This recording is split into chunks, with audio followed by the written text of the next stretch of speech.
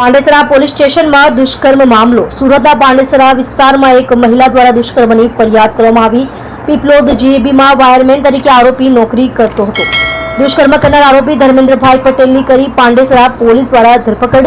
પીડિત મહિલા અને દુષ્કર્મ આચરનાર ધર્મેન્દ્ર પટેલની નવસારીમાં બંનેની મુલાકાત થઈ હતી, જેમાં પાંડેસરા પોલીસ દ્વારા દુષ્કર્મ આચરનાર આરોપીની ધરપકડ કરી આગળની વધુ તપાસ હાથ ધરી છે.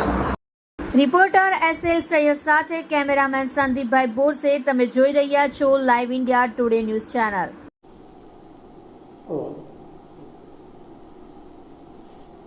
પાંડેસરા પોસ્ટમાં કઈ દુષ્કર્મની ફરિયાદ નોંધાવી હતી? જી, ગઈ તારીખ 24/9ના રોજ ભોગ બનનાર બેન પાંડેસરા પોલીસ સ્ટેશન ખાતે આવેલા અને પોતે ભોગ બનેલ છે તેવી રજૂઆત કરતા પાંડેસરા પોલીસ સ્ટેશને ગુનો દાખલ કરેલ છે અને આરોપી ધર્મેન્દ્રભાઈ બિપિનભાઈ પટેલના, જે મૂળે નવસારી જિલ્લાના છે પરંતુ પાંડેસરામાં આવિર્ભાવ સોસાયટી 302માં રહેતા હતા, જે આરોપી હોય તેમની ધરપકડ કરવામાં આવેલ છે અને વધુ વિગતવાર પૂછપરછ કરી સાયોગિક પુરાવા મેળવી બેનની ફરિયાદને અનુરૂપ ઇન્વેસ્ટિગેશન ચાલુ છે. કેવી રીતના કોન્ટેક્ટમાં આવ્યા અને કેવી રીતના બનાવવાનો? ભોગ બનનાર અને ફરિયાદી બંને મૂળે નવસારી જિલ્લાના હતા. નવસારીમાં તેમનો પરિચય થયેલ.